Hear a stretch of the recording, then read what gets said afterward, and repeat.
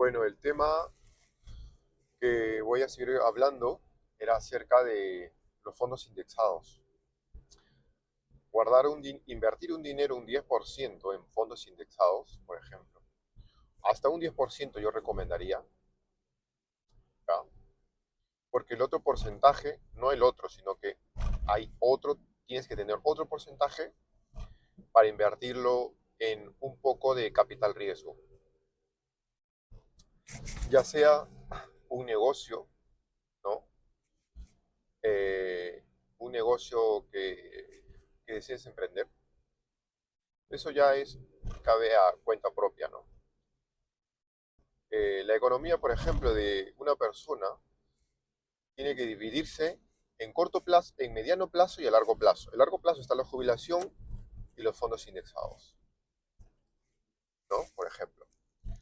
Y en el corto plazo y mediano plazo sería un negocio por el cual, por ejemplo, te vas a tener que esforzar unos 2, 3, 4 a 5 o hasta 10 años.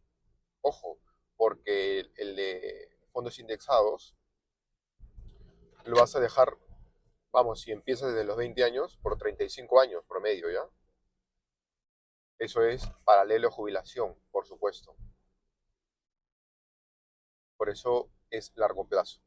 Entonces el del negocio, puedes hacer un negocio que pues lo tengas que empezar y trabajar para que esté dando resultados en unos 2, 3 años. O también puedes, al corto plazo, pues en el compra-venta, ¿no? Guardas tu dinero, un porcentaje, y lo inviertes en la compra-venta. Ahora, según las recomendaciones, ¿no? Llegas, por ejemplo, a un capital del fondos indexados. Por ejemplo, tienes ya 20 años guardando el dinero. Y tú dices, ¿y cuándo lo retiro? ¿O cómo lo retiro? No lo vas a retirar de golpe. Lo tienes que retirar en porcentajes. Por ejemplo, ¿para qué? Para que te siga generando dinero todo el tiempo. Si vamos a hacer, como les dije, el promedio es del 10% anual, ¿ya? De intereses, uno puede retirar hasta un 3%. Hay gente que dice pues hasta el 4%, 5%. Ojo, de todo el dinero que tienes, vas retirando 5%, ¿no? Si tienes mucho dinero guardado, o sea, si realmente te has aplicado en los 35 años de aporte, yo creo que sí podrías retirar no sé, un 3%, 4%, que va a ser una cantidad bastante sustancial a la edad de los 65 años. Paralelo, ojo, con la jubilación, que se te va a hacer un monto bastante grande los dos, para lo que puedes gastar a esa edad, ¿né? Pero si empezamos, pues, no sé, desde los 40 años, ¿no? Te van a quedar 40, 50, 65, te van a quedar 25 años promedio. Y ahí vas a sacar quizás un 5%, ¿no? Entonces, mientras más obviamente guardes en el fondo indexado, más se va a hacer la bola de nieve y a largo plazo más vas a sacar también.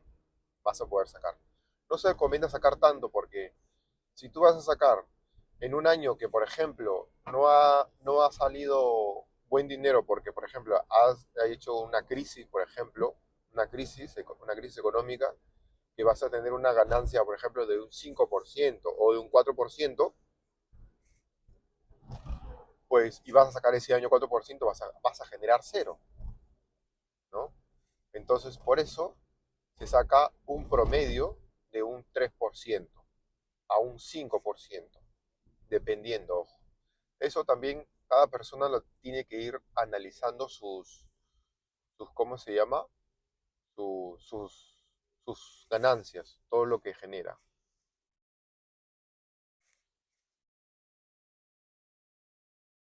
Bueno, entonces, esa es la idea, ¿no? ¿Cuándo y cuánto sacar? Sacas más o menos acercándose, bueno, ya habiendo invertido unos 10, 20, 30 años, sacas un pequeño porcentaje, o sea, de lo que ganas anualmente, que vamos a hacer un promedio de 10%, retiras un 3% más o menos, ¿no? Del 10% tiras un 10%, o sea, de todo el dinero vas retirando un 3% anual, poco a poco. Eh, entonces la pregunta es, ¿no? Oye, pero ¿y no va a quedar todo el dinero restante? Yo me voy a morir y no va a quedar, ¿y el dinero qué va a pasar? La cuestión es la siguiente. Eh, lo que pasa es que ese dinero tiene que quedar como, ¿cómo se puede decir? Como herencia para los hijos. Hay que ir pensando en dinero,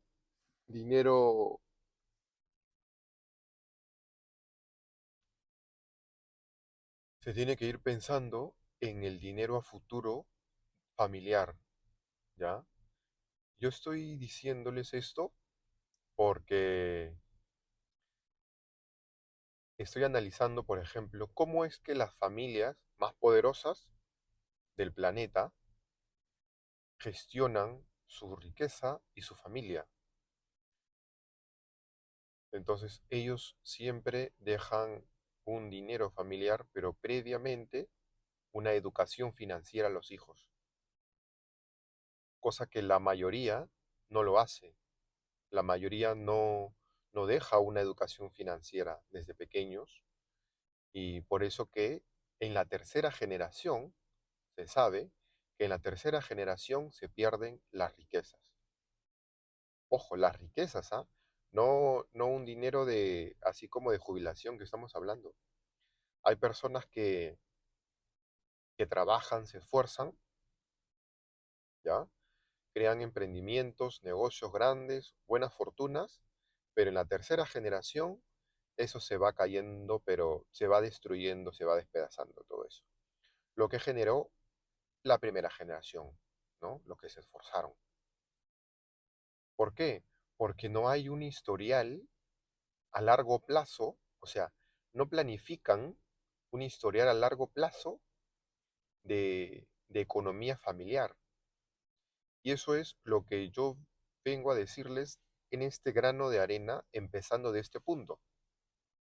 Cómo gestionar un poco el patrimonio personal para ir dejándolo a largo plazo. Ojo, no estoy hablando ni siquiera del negocio, simplemente de cómo gestionar un fondo paralelo a la jubilación. Pagamos la jubilación, fondos indexados, que es un fondo paralelo para que ayude a nuestra jubilación, que eso también va a dejar en riqueza. Lo que también hacen los millonarios es utilizar los seguros de vida. Los seguros de vida no los cobran. Los seguros de vida lo dejan como se dice, como dinero para préstamo, como un seguro de préstamo, ¿ya? Ellos tienen el fondo de vida y ese dinero, ese fondo, cuando fallece el familiar, lo que hacen es hacer un préstamo con ese dinero. Claro, como ellos tienen un fondo tan millonario, lo que hacen, no lo cobran, simplemente se piden prestado dinero y trabajan con ese préstamo. Y el fondo no lo retiran, porque el dinero está ahí ya. Entonces, todos esos datos, bueno, los he ido recopilando y a largo plazo, bueno, voy a darlos poco a poco, ¿no? Pero primero, bueno, desestructurando un poco, ¿no? Desde la base para ver cómo se gestiona una cartera personal en primera instancia. Entonces, de esta forma se puede llegar a largo plazo y tranquilo, más que todo, porque cuando tienes un poco, cuando no estás raspando todo el tiempo, no llego, no llego a fin de mes, que es muy difícil, te sale todo. Las enfermedades también vienen porque te genera estrés, te genera incertidumbre. En cambio, cuando tienes un fondo, ya sea un fondo de jubilación, sea un dinero ahorrado, ya estás empezando un pequeño emprendimiento, eh, es difícil que te enfermes. No imposible, Pero lo otro, no tener dinero en el bolsillo te genera estrés y el estrés te genera enfermedades también. ¿Ya? Hay que mirar por ese aspecto.